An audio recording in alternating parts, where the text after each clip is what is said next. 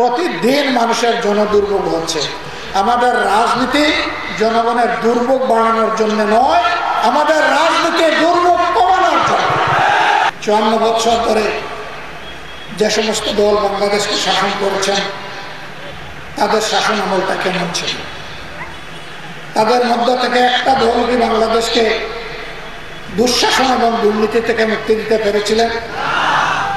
কেউ করে। কম বেশি তাদের আমলে দুর্নীতি হয়েছে এবং জনগণ দুঃশাসন করেছে।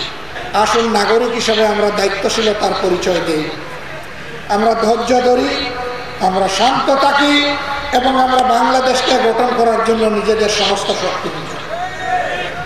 কিন্তু আফসোস, আগের চাঁদাবাজরা গিয়েছে, এখন সর্বস্তরের মানুষ বলে শুধু হাত বদল হয়েছে। মানুষ বলে রেট একটু বৃদ্ধি পেয়েছে। সেদিন একজন বড় ব্যবসায়ী বললেন, আগে মাসে মাসে ওই লুটেরা এত করে নিত, এখনকার যারা আসে তারা এসে বলে রেট বাড়াইয়ে দেন। আমি জিজ্ঞেস করলাম, রেট কেন বাড়াতে হবে? বলে যে ওরা তো 15.5 বছর খেয়েছে, আমাদের কপালে কয়দিন আছে জানি না, যে কয়দিন আছে সেই কয়দিনে আমাদের পেটটা ভরে দেয়।